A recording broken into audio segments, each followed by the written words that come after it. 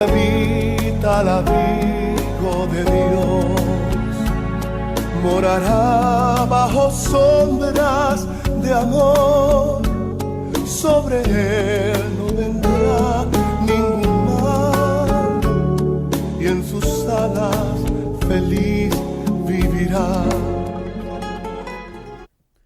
Bienvenidos un día más bajo su abrigo. Estamos en esa visión, en esa dinámica, en esa oportunidad una vez más que el Señor nos da de descubrir las facetas, los beneficios, las virtudes que Dios nos otorga a todos los que nos refugiamos bajo su abrigo, bajo el abrigo del Altísimo. Recuerden, cada semana traemos invitados, testimonios, experiencias, información no solo mental, sino espiritual, una edificación, un estímulo a nuestro espíritu, a nuestra vida, para descubrir esos beneficios. Hoy hemos titulado Un giro de 180 grados bajo su abrigo.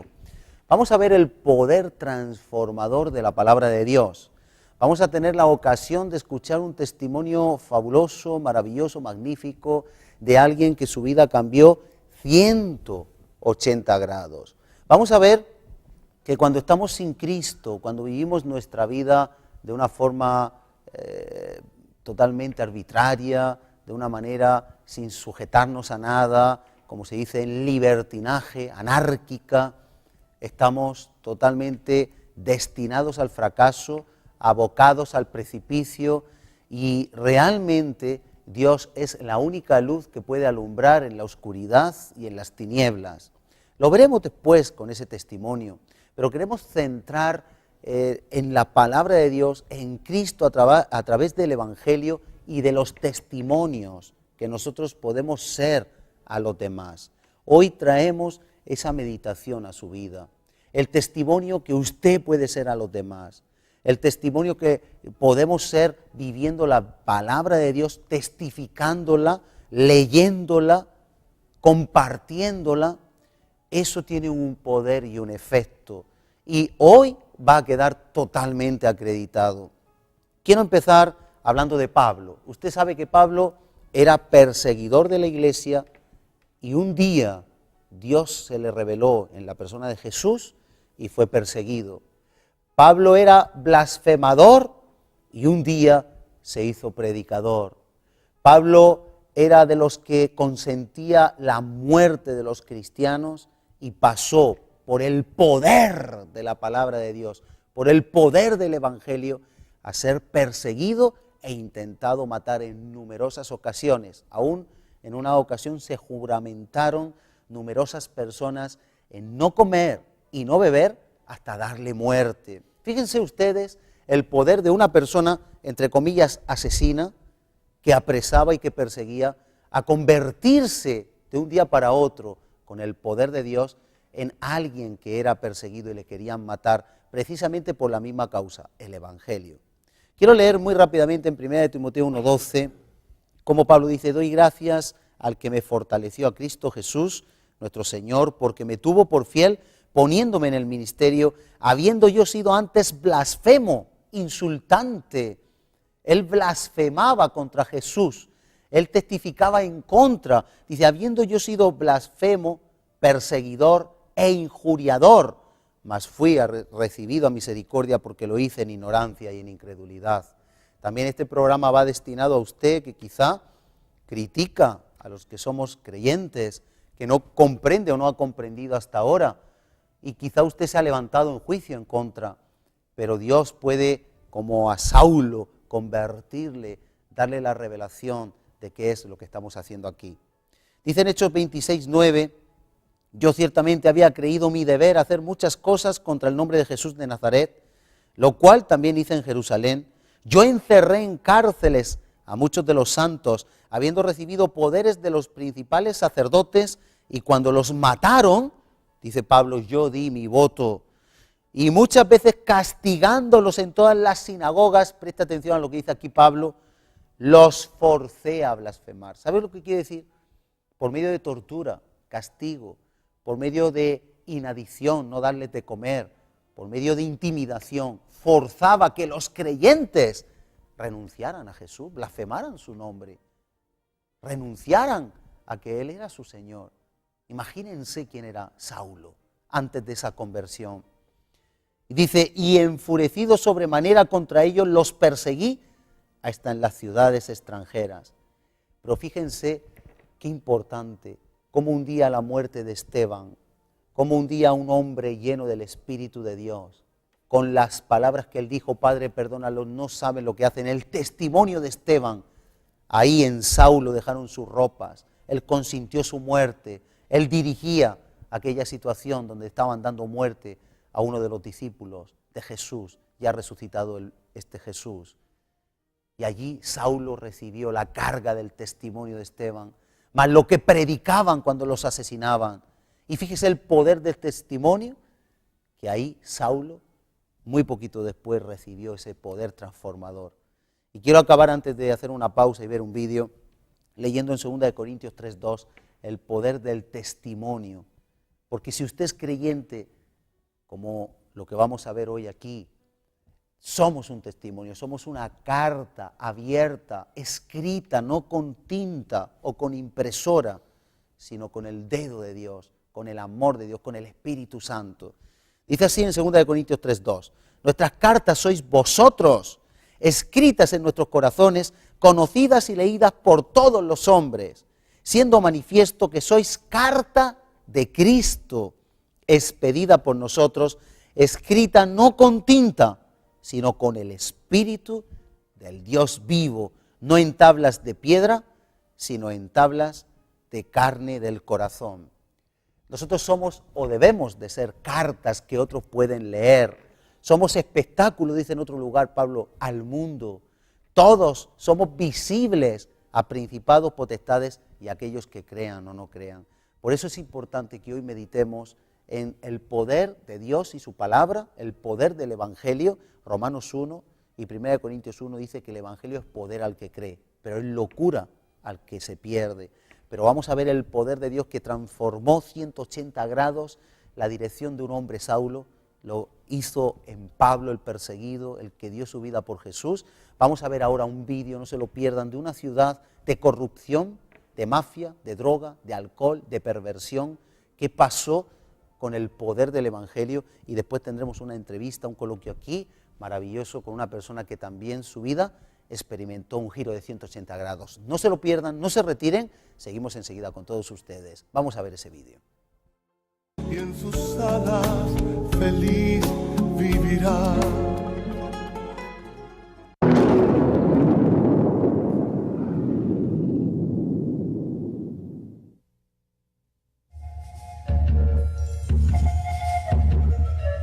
Almolonga, Guatemala. Almolonga era una aldea pobre en extremo. Esta era una comunidad en pobreza total y con adicción al alcohol.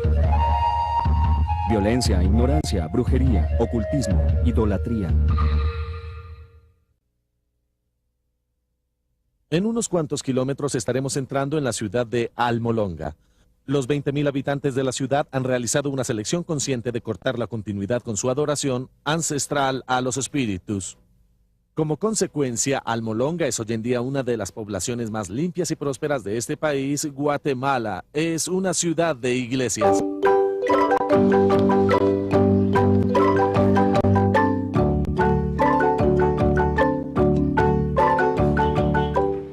Muchos citan a Almolonga como un ejemplo mundial de transformación comunitaria. Puede que lo sea. Tanto como 8 de cada 10 de sus residentes se consideran ahora cristianos renacidos. Pero no siempre fue así. Hace tan solo 20 años, Almolonga era un lugar oscuro y peligroso. Sufría de pobreza, violencia e ignorancia. Y además, el alcohol era el problema principal. Si usted hubiera ido a Almolonga hace 20 años a las 7 de la mañana, por ejemplo, y caminara por sus calles, habría encontrado muchos hombres caídos en las calles porque estaban totalmente ebrios. Había muchas cárceles porque había demasiados problemas. El jefe de la policía, Donato Santiago, recuerda que la gente siempre estaba peleando. Los oficiales construyeron 4 cárceles, pero ni siquiera así podían contener el problema. El exceso de prisioneros era enviado de manera rutinaria a una ciudad cercana. La violencia doméstica era especialmente pronunciada. Hablé con una mujer que me dijo que si no le gustaba la comida que preparaba, su esposo la golpeaba y sencillamente la arrojaba fuera de la casa. El pastor Mariano Riscaje, uno de los principales líderes del cambio espiritual de Almolonga, tiene recuerdos parecidos. Crecí en la miseria. Y no solo yo, sino también todas las personas, los que somos habitantes de Almolonga. Todos nuestros jóvenes de... En un esfuerzo por aliviar su sufrimiento, muchos de los pobladores hacían pactos con deidades folclóricas como Pascual Bailón, el Señor de la Muerte, y Maximón, un poderoso santo patrón. Maximón era el ídolo más importante en Almolonga. Cuando los españoles llegaron a Guatemala hace 500 años, encontraron que los indígenas estaban dispuestos a negociar ciertas cosas, pero que definitivamente había algo que no estaban dispuestos a negociar. Era Maximón. Era un ídolo demasiado importante para ellos. Este sincretismo creó un poderoso lazo. Aunque Maximón tomó la forma de un muñeco de madera, el espíritu detrás del ídolo sostenía un tenaz poder sobre la gente de Almolonga. Porque Maximón, si uno lo ve, es una máscara con un cuerpo de paja. Durante esos días oscuros al evangelio no le iba bien. Evangelistas extranjeros eran lanzados del pueblo con piedras o palos, mientras que pequeñas iglesias locales también eran apedreadas. Los cristianos evangélicos eran una minoría despreciada. En una ocasión, 6 hombres colocaron una pistola en la garganta de Mariano. A medida que comenzaron a apretar el gatillo, él solicitó en silencio protección al Señor. Cuando el martillo golpeó, nada sucedió.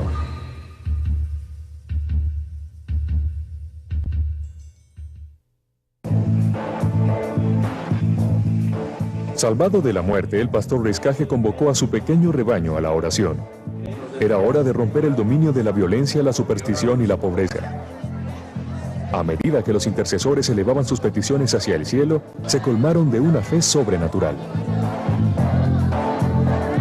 Le dijimos al Señor, no es posible que nosotros seamos insignificantes. Cuando en tu palabra encuentro que hemos sido levantados para ser cabezas y no colas. La gente comenzó a ser salvada, hombres venían a la iglesia, fue una bendición tremenda, un renacimiento, así lo llamaría yo. Después que muchos signos y maravillas empezaron a suceder y muchos servicios de liberación de la opresión demoníaca, las iglesias crecieron. Is it true today that when people pray, cloudless skies will break, kings and queens will shake? Yes, it's true, and I believe it. Una sanación dramática involucró a una mujer llamada Teresa. Un procedimiento médico mal realizado había conducido al inicio de una gangrena. Sus órganos internos se descomponían. Sí, yo sentía un dolor fuerte y no podía caminar. Cada día que pasaba ella empeoraba más, así que decidimos organizarle su funeral porque ya no había esperanza para ella. La casa estaba llena de miembros de la familia y de vecinos. Todos pensábamos que ella iba a morir. El olor de la muerte se sentía en todas partes. Levántate. Yo me acerqué y le dije, Teresa, en el nombre de Jesucristo, levántate. Y dije, Espíritu, vuelve a ella. Y al instante ella se levantó sin enfermedad. Yo estoy contenta, muy feliz. Ella dice que vio una luz brillante y cuando abrió los ojos vio al pastor. Después de que presenciaron el milagro, mi madre y mis hermanos se decidieron a convertirse. Con testimonios tan dramáticos, cientos comenzaron a dar su corazón a Cristo. Cuando la gente vio que el Evangelio comenzaba a cambiar vidas, comenzaron a tomar nota. La gente comenzó a sentirse más y más atraída hacia el Evangelio porque vieron la transformación en las vidas individuales. Ahora hay más de 2 docenas de iglesias evangélicas en Almolonga, una ciudad de tan solo 19.000 habitantes. La iglesia del Calvario de Mariano Riscaje acomoda a 1.200 personas y casi siempre está llena.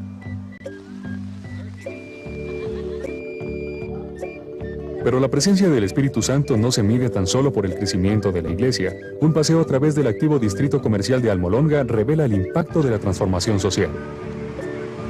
Las calles y los edificios son llamados por lugares bíblicos.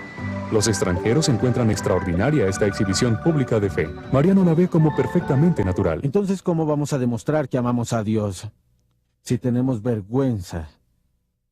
Por eso Pablo tuvo un gran respeto por los evangelios. En donde Almolonga una vez estaba llena de bares o cantinas, 36 en total, ahora hay solo 3.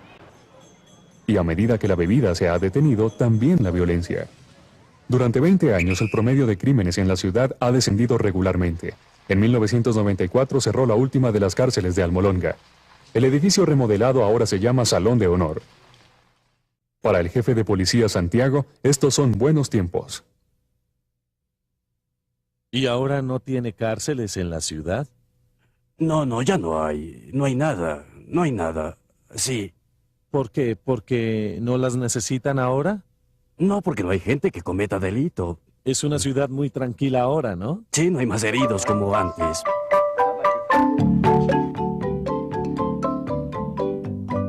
Hasta la base agrícola de la ciudad ha renacido. Durante años, las cosechas alrededor de Almolonga sufrían de una combinación de tierra árida y malos hábitos de trabajo. Pero a medida que la gente se volvía a Dios, ha visto una sorprendente transformación de la tierra. Almolonga se convirtió en un valle muy fértil. Es tan fértil y la tierra es tan buena que produce los mejores vegetales. Hay tanta producción que tenemos 3 cosechas por año. Ellos venden sus vegetales en Guatemala, al sur de México y en El Salvador. Antes del cambio espiritual, los cultivadores exportaban 4 camiones de productos al mes. Ahora salen de la ciudad 40 veces a la semana. Llamada el Jardín Vegetal de América, las cosechas de Almolonga son de proporciones bíblicas. Hay que verlas para creerlo. Las remolachas son de 4,5 libras. Una zanahoria tiene un tamaño impresionante. Es increíble. Miren, estas zanahorias son mucho más grandes que mi brazo. Yo diría que esta tierra es demasiado fértil. Intrigados por las dimensiones de estos vegetales y del aumento del 1000% en productividad agrícola, investigadores de los Estados Unidos y otros países extranjeros han venido a Almolonga a aprender el secreto. Pero la respuesta no es la que ellos esperaban. Salas, feliz vivirá.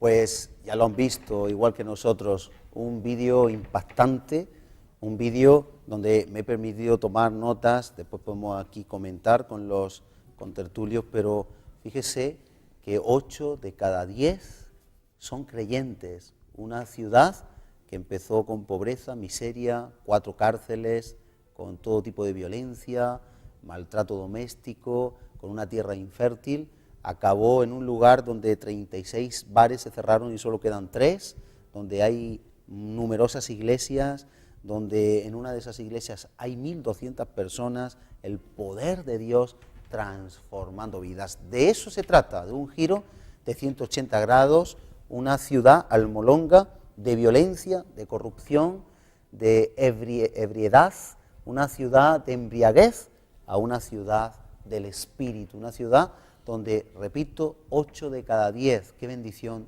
son creyentes. Hoy tenemos invitados especiales. Vamos a presentarles la mesa de tertulia, la mesa de exposición de este tema del día de hoy. Tengo aquí a mi derecha un consiervo, pastor en mula, Eusebio Perona. Bienvenido, Eusebio. Gracias, buenos días. Estamos bien, ¿verdad? Sí, muy bien. Encantados, sorprendidos con este documental. Es que maravilloso, ¿no? Es extraordinario, ¿no? Lo que la palabra de Dios puede hacer cuando se cree, ¿no? Entonces, vemos y vamos a ver cómo Dios cambia las vidas. Y algo que anhelamos para esta querida España, ¿verdad? Que 8 de cada 10... Yo quisiera que este testimonio no fuera de una ciudad de Guatemala, Claro, que fuera de claro. una ciudad de aquí, ¿no? Pero lo veremos. Somos Lo hombres de anhelamos, fe y lo así. creemos y va a suceder. Y también tenemos a un invitado especial, él se congrega allí en la iglesia de Mula, donde tú estás pastoreando, y es Pepe Gil. Buenos Bienvenido, días. Pepe. Buenos días. Y como veremos, pues también tú tienes un testimonio, por eso estás aquí, un testimonio que tu vida dio un giro de 180 grados, y es lo que queremos compartir con aquellos que nos siguen en este programa de televisión y de radio, porque es fundamental entender que el poder de la palabra de Dios, el poder del Evangelio puede transformar una vida, ¿verdad, Pepe? Así es. Pues a mí me gustaría, si luego vamos compartiendo, tenemos el documental, tenemos la vida de Pepe, pero tú como invitado especial para abrir el entendimiento de aquellos que puedan seguirnos, a mí me gustaría, como hemos visto este documental de Almolonga, cómo era antes del cambio, que nos explicases un poquito a los que nos siguen, a nosotros también, cómo era tu vida antes de conocer a Jesús.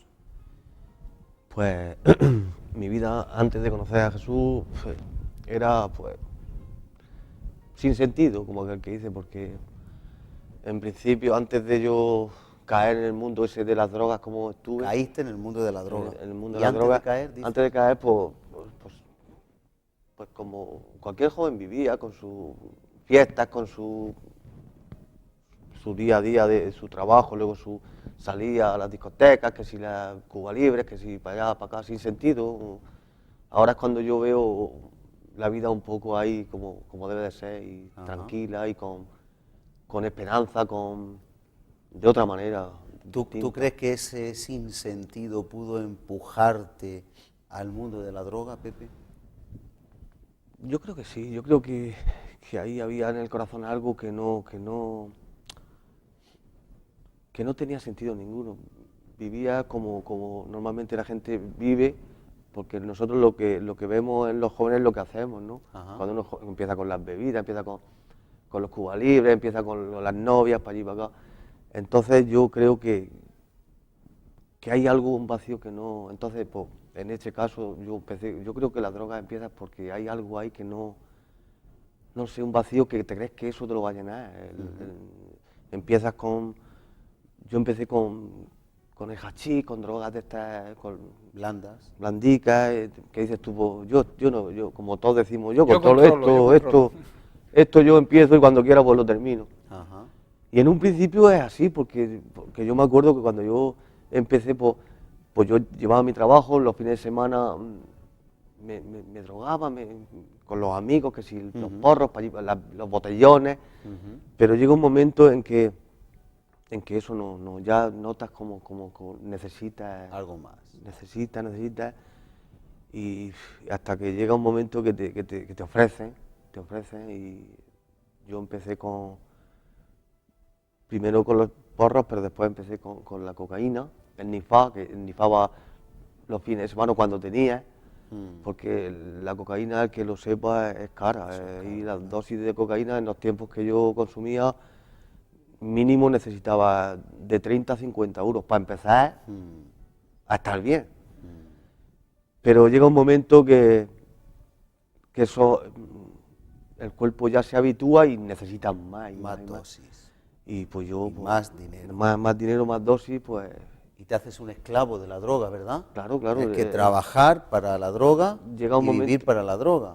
Llega un momento que necesita, incluso yo ya, cuando ya me nifaba, hasta en el trabajo me tenía que nifar ya. Y digo, señor, ¿y esto qué es? Sí.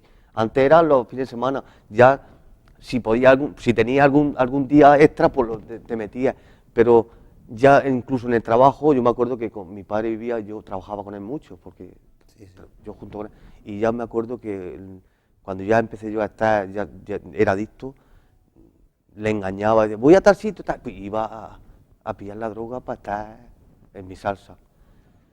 Y casado ya, pues, ya no era, yo sé que no era yo. Yo estaba a gusto cuando estaba drogado, pero cuando no, ya yo notaba que ya me se estaba yendo de las manos, que esto no es normal, porque cuando tienes una familia tienes que estar atento a tu familia, ¿no? Yo no estaba atento, yo estaba atento a pillar dinero para irme a drogarme, para irme para allá y para acá. Y eso ¿Se es puede lo decir que la droga era tu Dios? Sí, sí, era Poseía completamente. y tú vivías para él. Sí, sí, sí. ¿Qué efectos notó la familia? ¿Qué ocurrió con la familia?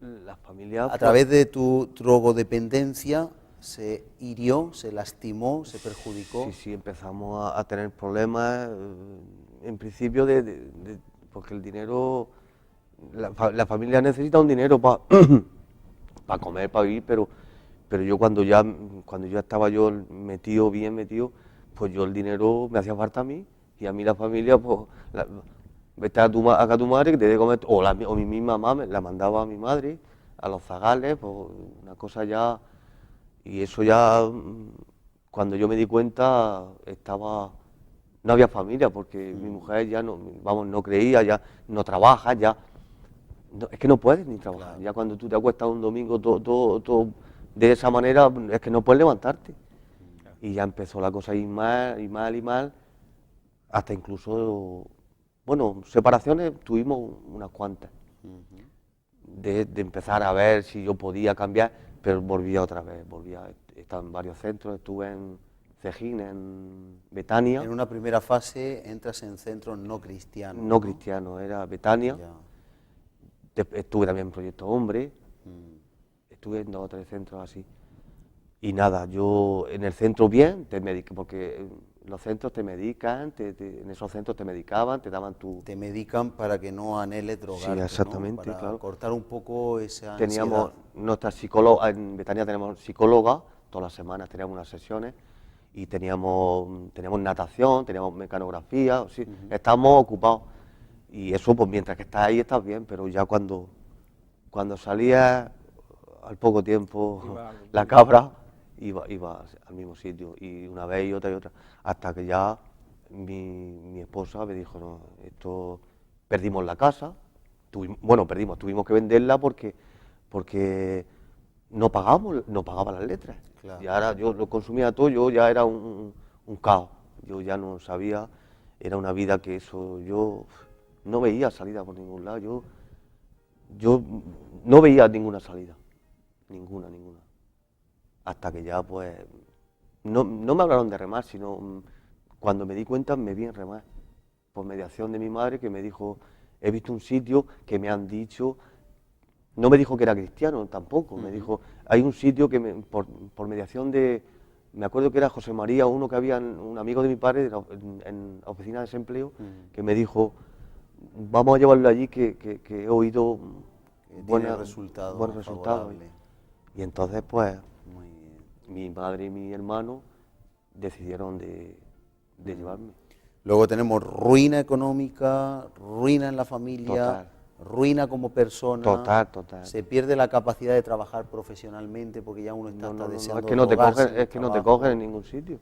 Y vemos esa realidad. Eusebio, antes de seguir con el testimonio, ¿cómo está viviendo esta sociedad? El tema de la droga aumenta cada vez más. Los jóvenes tienen su contacto con la droga cada vez antes y se ha normalizado. Es como que no pasa nada. Esto no... Sí, no, pero sí pasa. Esa es la pantalla que quiere el enemigo, quiere poner una pantalla sobre la conciencia y sobre las personas para que vean algo normal de este tiempo, el que haya que drogarse. Uno recurre a la droga porque hay un vacío que hay que llenar, ¿no? La gente, las preguntas que se ha hecho siempre en la sociedad, ¿para qué hemos nacido? ¿Qué hacemos en esta tierra? ¿Y hacia dónde vamos? Entonces, cuando esas respuestas no las tienen, buscan algo complementario que llene ese vacío, que crea esa inquietud y esa falta de respuestas a esas preguntas, ¿no?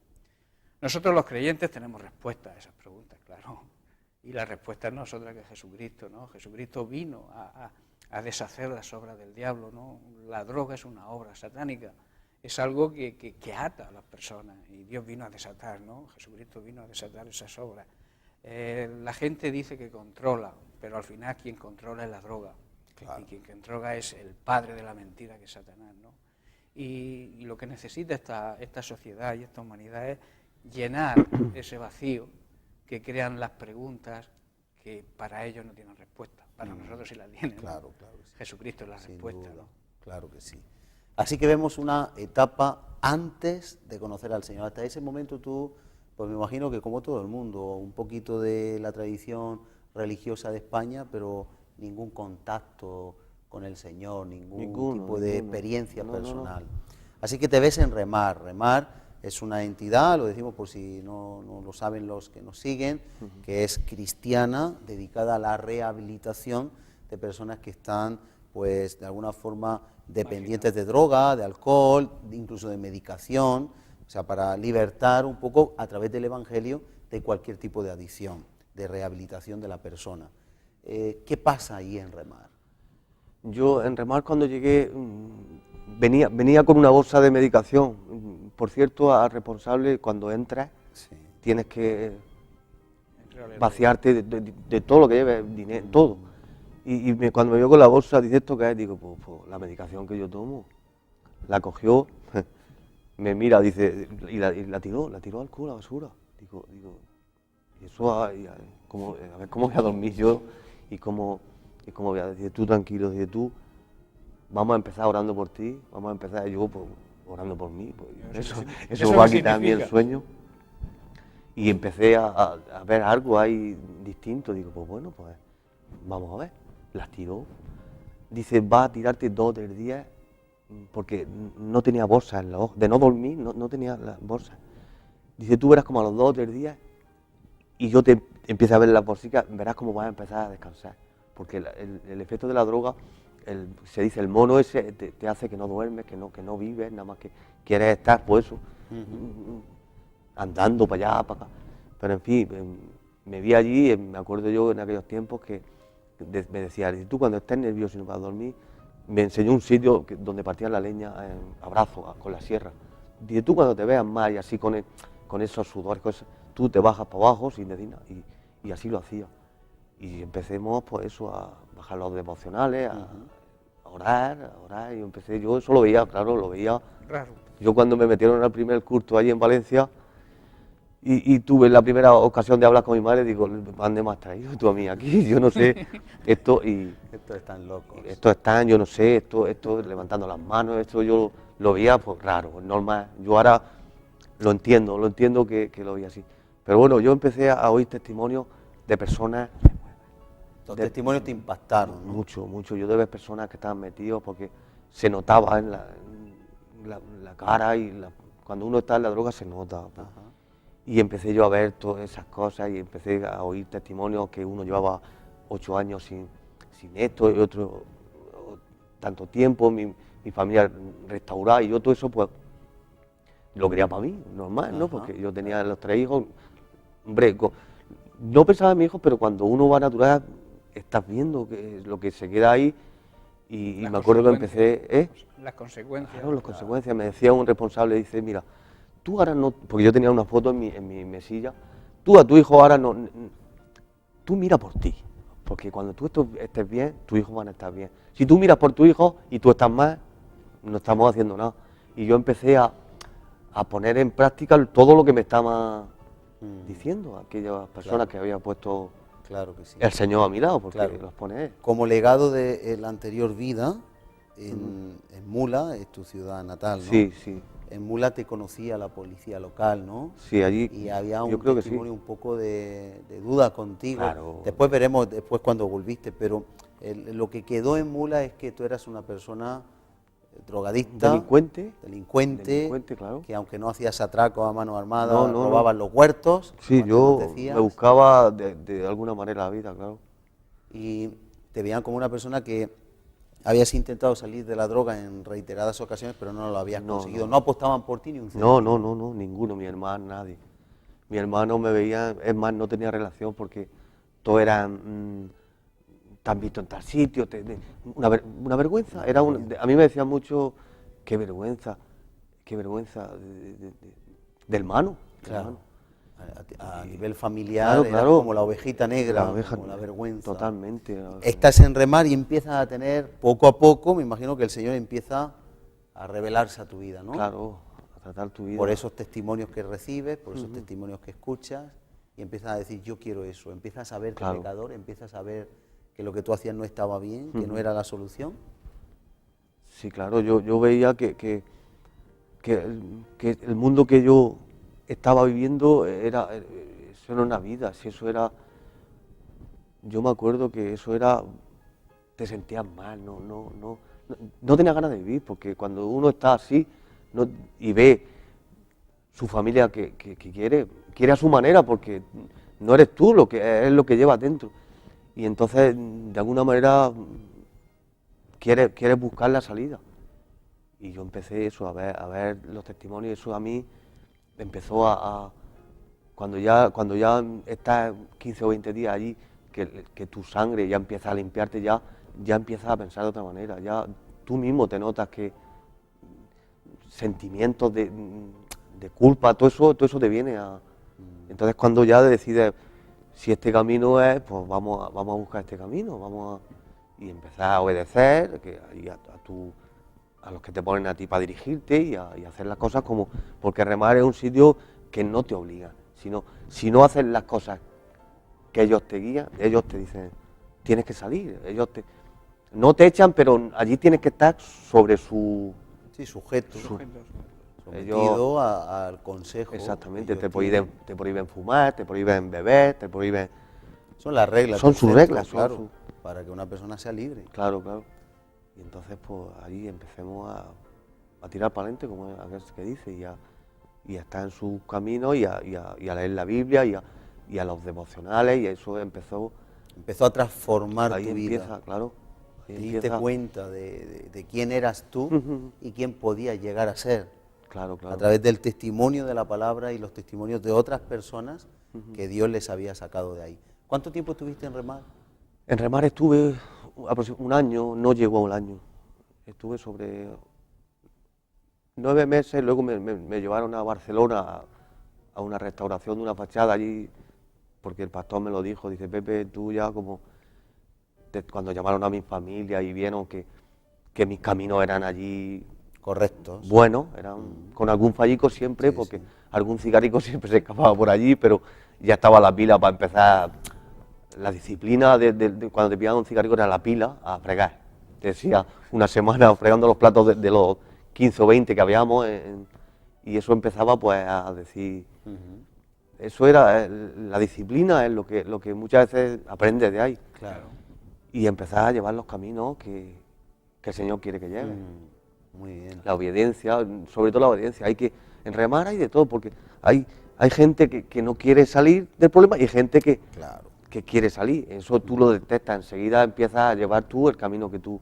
Claro. Porque en Remar yo, en un año que estuve, vi salir muchas personas, las mismas caras, entrar y salir varias veces. No fue mi caso, pues en mi caso el Señor, no sé, lo haría de otra manera, pero el Señor me dijo, no, tú cuando salgas de aquí, no vas a entrar otra vez. Tuviste aproximadamente un año. Un año por ahí. Ahora, al año sales de Remar y vuelves a tu pueblo, a tu ciudad, a Mula. Sí. ¿Cómo es ese regreso? Ese regreso no es duro porque yo ya llevaba una enseñanza de lo que tenía que hacer. Yo mi camino tenía que anularlo, o sea, las sendas que yo había, los amigos, eso había que anularlo, había que coger otra dirección. Si antes ibas por había que salir por otro lado, y entonces venían piedras, porque yo me acuerdo de recién salido de Remar, amigos ofreciendo otra vez. Y ahí está la tentación, y uno pues la rechaza. Normalmente sí. Pero la rechazas, pero yo quiero preguntarte, quizás si no tuvieras el temor de Dios en ese momento, puede ser la diferencia entre rechazar o no rechazar, que no era un centro para quitarte la droga, sino era un centro donde conociste al Señor. Claro. Puede marcar la diferencia, puede pesar más que la droga, el temor de Dios y el saber que eso no conviene, la apertura mental, la revelación del cielo, sabiendo que eso peca, atenta contra Dios y las consecuencias que trae el pecado. Yo, claro, estoy seguro que por nuestras fuerzas, estoy seguro, porque yo me acuerdo que en momentos que el Espíritu te toca. Y tú, cuando estás en ese momento, hay algo en tu interior que no te deja, dices, no, eso no. Yo sé que es el Espíritu que llevamos de Dios dentro. Claro. Lo sé porque conozco un poco la palabra y yo, por mi fuerza, yo sé que si sales de ese sitio, estoy hablando por mí, y yo me voy otra vez a mi bola, como se dice, y no sigo los consejos y los caminos que a mí me iniciaron, yo estoy seguro que estoy otra vez metido porque lo sé. Tú habías perdido a tu mujer, Sí, o habíais separado, sí. tus hijos estarían también bastante distantes, recelosos. Cuando tú vuelves, ¿qué pasó? ¿Apuestan por ti, toman un tiempo? Cuenta un poco. Hombre, yo no tenía pensamiento de volver con mi esposa, no por ella, sino porque yo sabía que lo que yo había hecho... Estaba muy difícil, ¿no? Yo sabía es más, no era mi pensamiento era, pues bueno, pues estar aquí un tiempo y ya me saldría, pero no, entonces teníamos los 3 hijos en común y nos vemos. Ella me vio, yo le hablé de Cristo, empecé a hablarle de ese primer amor que tú quieres hablarle a... Claro. Y entonces yo me acuerdo que le hablé. Y ella pues se quedó como que no se lo creía y se lo creía. Sí. Pero yo, como no tenía pensamiento de volver con ella, pues le digo, pues a ver lo que ella... Entonces yo comía con ellos, yo hacía la vida con mis 3 hijos con ella, pero yo me iba a mi casa, estábamos separados. Porque hay que explicar, por si alguien nos está escuchando, que cuando alguien está metido en la droga miente mucho. Mucho, más y que, claro, más tu que esposa habla. seguramente diría, esto otro ¿Será caramelo verdad? que me está vendiendo Claro, para volver a lo mejor conmigo. Ahora me habla de un tal Jesús, a ver si así cuela. Porque hay que reconocer que en la droga se recurre mucho a la mentira para sacar dinero. Sí, claro. Claro. Y entonces, pues eso, dice ella, bueno, yo creo que mis hijos querían, que no entendían, porque eran muy pequeños, ¿por qué el papá come aquí y se va a dormir a otro sitio? Y ellos decían, y ella decía, pues, porque el papá ahora mismo tiene que estar en otro sitio y tal. Y entonces nos dimos un tiempo, nos dijo ya, pues vamos a esperarnos para darnos otra oportunidad, pero un año o 9, lo que veamos bien. Y así empecemos. Y empezó, me imagino, a ver tu cambio, ¿no? Claro, ella me lo decía ya. ¿Empezaste a ir a la iglesia? ¿Ella empezó a ir a la iglesia? ¿Cómo fue ese tiempo? Sí, aquí cuando yo salí de remar, empecemos a congregarnos aquí al lado de los autobuses, que había, ahí vendían, hacían un rastro. Autobuses de Murcia. Y estuvimos allí aproximadamente, yo creo que un par de años, por ahí. Un par de años estuvimos allí congregándonos, ella ya empezó a querer saber más de la palabra, que yo notaba a ella que quería. Y hasta ya, pues, hasta un tiempo que ya ella dijo, pues, esto es mejor ya unirnos y tal. Por cierto, que no lo había dicho antes, pero ahora me lo ha revelado, que el mismo abogado que a mí me separó, cuando me vio me dijo, este caso se dedicaba a separación, dice, este caso es la primera vez que me pasa. Fíjate. Casar a los que he separado. Fíjate. Y así empezó nuestra vida en Cristo. Muy bien. Así que después de remar, os fuisteis a congregar a Mula, que es donde permanecéis ahora, ¿no? Claro, después de remar ya conocimos una iglesia, que es donde Eusebio estaba ya en ella, y empecemos allí a congregarnos. Y Dios empieza a tocar también a tu tocar esposa, a ¿no? mi esposa. A darle revelación de su amor y empieza a restaurar. Y al día de hoy, ¿qué tal? ¿Cómo estás? Al 2014 que estamos, ¿cómo está tu vida? Mi vida bien, mi vida ahora mismo en Cristo está bien. Yo ahora mismo estoy contento, yo creo que estamos estabilizados, estamos en un camino correcto, estamos gozosos con estar ahí en la iglesia, estamos ayudando allí al pastor en nuestro pueblo. Me comentó Eusebio, ahora él hablará lo que él crea conveniente, pero que tú estás sirviendo en la iglesia. Estoy allí ayudándole, claro, ¿no? Estoy comprometido allí con la iglesia. Gozoso, no necesitas sí, droga para nada. Yo creo que es un alimento que ya, yo creo que no puedes, yo no podría vivir así sin la manera esta de nuestras oraciones, nuestros estudios, nuestros cultos, y eso yo creo que es una manera ya que ya Es como algo que se algo que necesita. Yo creo que es algo que necesita. No se roba ni se mata No, por no, eso, no. como en la droga. No. Es algo que te transforma a mejor persona, conoces más del Señor, pero es necesario. Tú has visto ese cambio, ¿no? Claro, ¿Tú tienes lo constancia de ese cambio? Yo cuando me contó su testimonio, pues yo digo, yo entendí que era porque la palabra de Dios tiene ese poder, la palabra de Dios dice la Biblia que es eficaz, o sea, tiene Viva y eficaz. Es viva, es algo que tiene vida propia y que cambia a las personas, que cambia, las libera, porque es lo que necesitaba era una liberación total del mundo de la droga, de esa atadura, y el cambio se ve, está diácono ahí en la iglesia, no se pierde una reunión, su esposa, sus hijos, y estamos muy contentos con ellos. Y de ver lo que la palabra de Dios hace, y lo mismo que lo ha hecho en él, lo puede hacer en cualquier persona. El poder transformador, ¿no? De la persona. Amén, así es. De la palabra del Señor. Como tú bien has dicho al principio, Pablo perseguía a los cristianos, los encarcelaba, y ahora los saca de la cárcel del pecado. O sea, Pablo, después del cambio de 180 grados, lo que hacía era sacar al pecador del pecado y llevarnos a la libertad que es Cristo, ¿no? El cambio total, el cambio que hablábamos de 180 grados, ¿no? Que es lo que ha ocurrido en la vida de Pepe, y estamos muy contentos con ellos porque son una familia comprometida con la Iglesia, una familia comprometida y trabajando para el Señor cada día, ¿no? Y un testimonio que, al igual que hubieron testimonios que a Pepe le ayudaron a salir de su condición ahí en Remar, hoy es un testimonio vivo. Claro, es un testimonio vivo. Es un testimonio que puede transmitir a los que nos están siguiendo en este programa, les puede transmitir una luz. Es algo real, o sea, a veces creemos que son fantasías, fábulas, historias, pero no, hay casos reales de lo que la palabra de Dios produce y hace.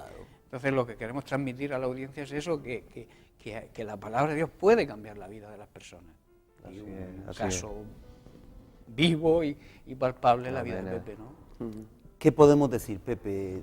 Tú directamente has vivido esta situación a personas jóvenes que empiezan a probar la droga como que no pasa nada. Ay, que nos vamos de fiesta, que es viernes noche, sábado noche, que esto lo hace todo el mundo. Incluso hoy hay tiendas que esto se está como legalizando y venden marihuana, cannabis, las drogas duras no, pero hay tiendas que están comercializándolo. ¿Y qué puedes decirle a esa juventud que a esto le resta importancia? Lo ven como algo normal para pasarlo bien, que no se meten con nadie, que es mejor que el alcohol, que esto no mata, que en algunos países es legal, como en los Países Bajos, en Holanda. ¿Qué le puedes decir tú? ¿Qué le dirías tú? Yo le diría que es un engaño total, o sea, es la vida que empieza a analizar con las drogas y con las bebidas, eso es un engaño y eso es un velo que poco a poco te va introduciendo en tu vida y no te das cuenta. No te das cuenta hasta que ya tú no eres tú no dominas. Esto que dices, yo controlo, eso lo decimos todos, pero eso yo puedo decir que eso creo que es imposible, para mí era imposible. Entonces yo diría que los caminos del Señor es un lleno que no puedes explicarlo porque son cosas que tú mismo cuando las analizas no son naturales, son cosas que no puedes analizarlas tú.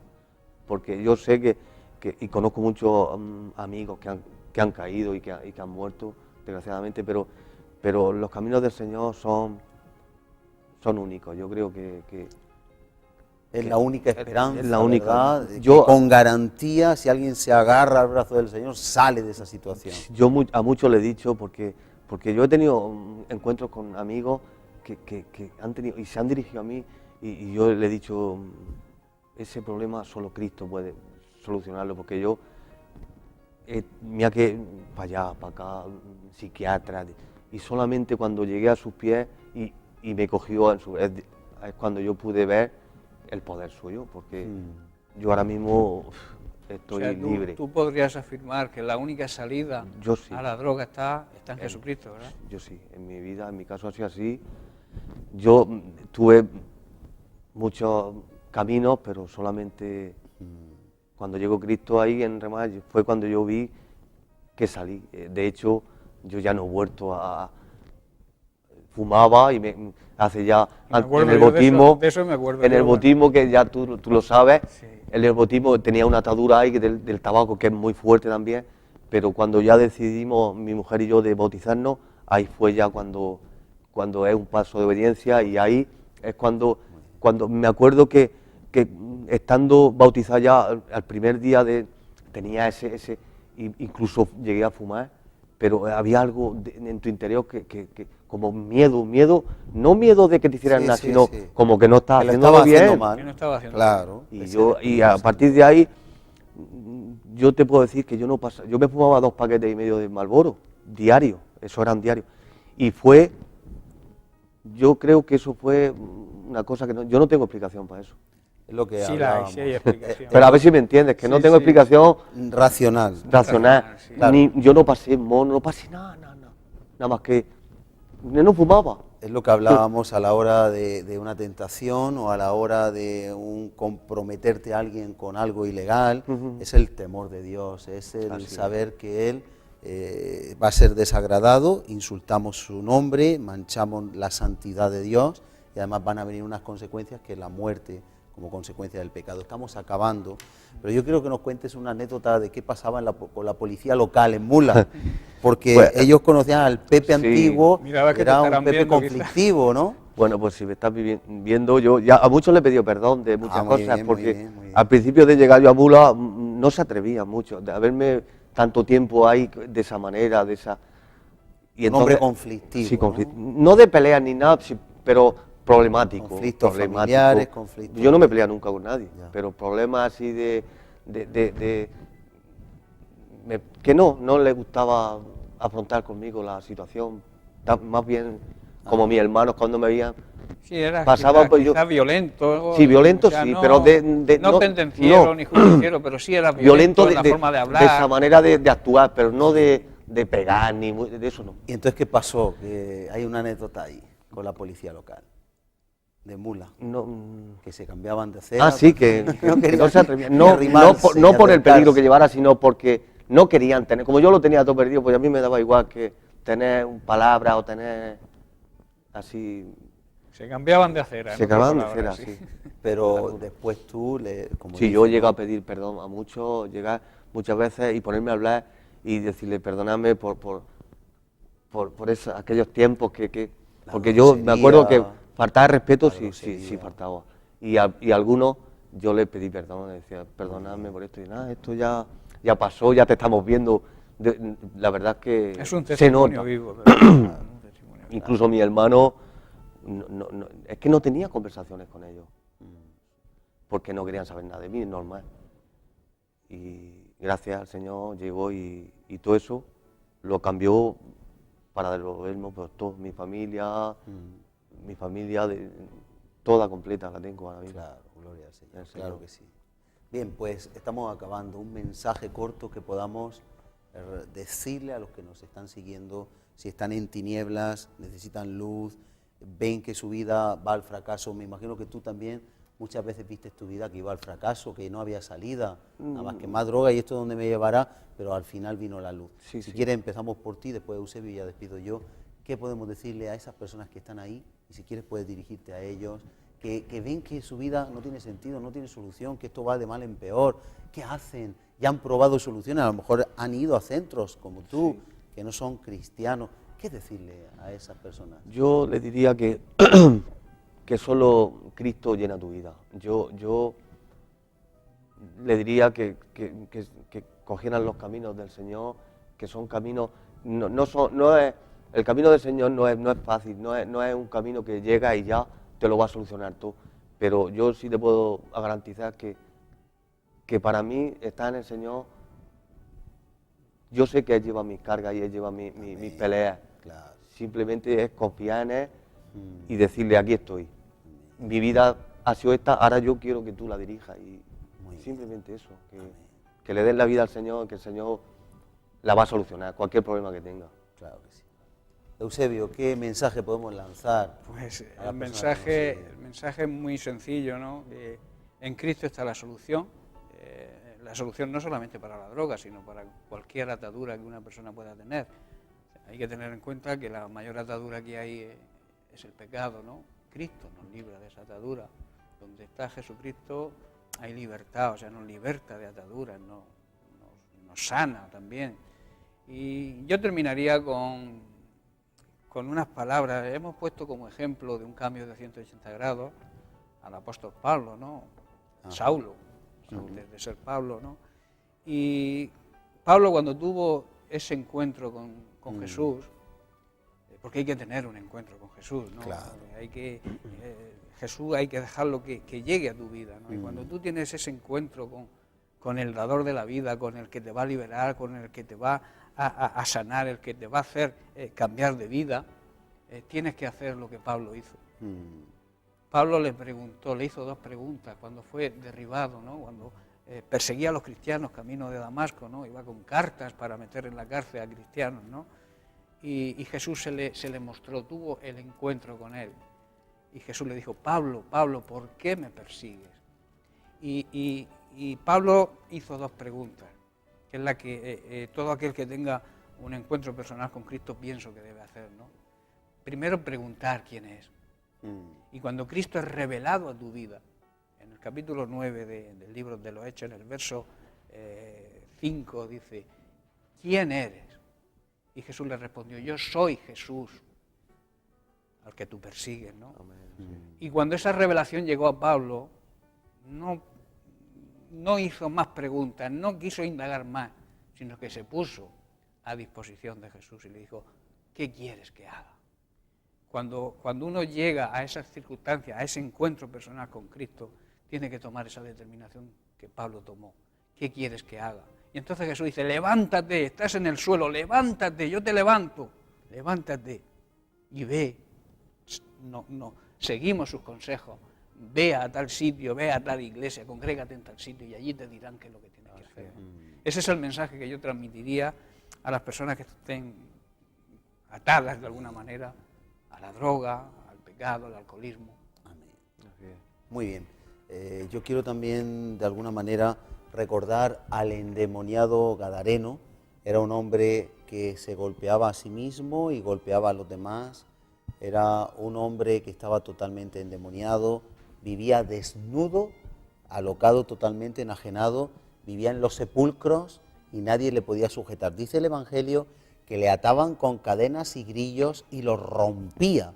Era un hombre indomable y este hombre tuvo un encuentro con Jesús y dice la palabra del Señor que cuando Jesús llegó a su vida y lo liberó, lo hallaron sentado, vestido y en su juicio cabal. En lugar de desnudo, vestido, en lugar de enajenado y lastimándose, en su juicio cabal, en lugar de saltando por ahí por los sepulcros, sentado a los pies de Jesús. Amén. Miren el cambio de 180 grados que hemos traído hoy aquí con Pepe, que nos ha acompañado. Miren el cambio de esta ciudad, Almolonga. Miren el cambio del Gadareno. Usted puede también ser parte de un cambio transformador y un testimonio que pueda transformar las vidas de los demás. Por ese motivo vamos a orar, vamos a unirnos, si os parece bien, nos podemos dar las manos, nos acercamos un poquito y vamos a pedirle al Señor para despedir este programa por cada persona que está al otro lado de esa televisión, de ese monitor o también de la radio. Padre, en el nombre de Jesús, queremos ponerte las vidas de todos los que nos siguen, dándote primero las gracias porque a cada uno de los que estamos aquí tú nos has restaurado y salvado, nos has transformado, nos has cambiado y ahora podemos darte la gloria a ti como lo hacemos en esta mañana. Te damos la gloria y la honra, alabanza a ti. Aleluya, Padre, porque nos has amado en Jesús y has amado a cada televidente, a cada persona, a cada oyente, les has amado con un amor hasta la muerte, hasta hacerte hombre. Jesucristo es nuestro Señor. Y te queremos pedir, Padre, que toques las vidas, que el testimonio de Pepe toque las vidas de los que están al otro lado, escuchando o viendo este programa, y que puedan ser retados, empujados con amor. Como decía Pablo, el amor nos empuja, nos constriñe. Señor, que puedan ser empujados por tu amor a acercarse a ti.